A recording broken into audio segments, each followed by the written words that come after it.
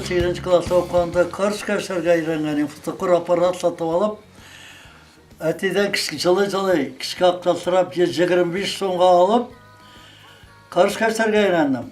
Ну, каршкаштар бәрбір әтеге ол ақшаны төледі. Міне Армениядан Германияда соғып біткаштын, шоның файдасы бек көп болды. Mesela мен Дальний Востокта қызмет еткен жерде соғыс біткаштын. Бір пехотный дивизия тұрды, бір зенитный полк, бір фотограф жоғай. Мені машина білен ажырттылар. Дұрыс өзі қол салған кішілер, солдаттар болды, офицерлар болды, прокуратурадан келіп әп кетіп, олардың қаршқастырып бередірейм. Я насың жесірмейм, ақшанында бек көп ішадым сонда. Армиядан қайтқасын, 15 күннің ауылда тұрам да, қалдаңа барып, мен исап оқып, дәршік инженер болыр ғайы. Еға қайтқасын, әне бір қая бармайсаң, 2 бала білән ешен деп, шонға күрі мен ауылда қаларға. Ауылда, ауыл тұрмышы бір қая барып болмады.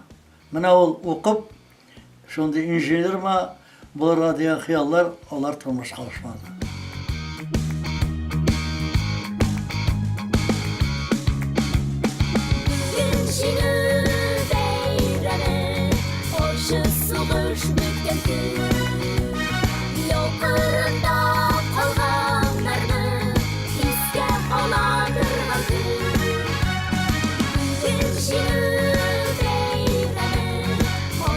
Soğuş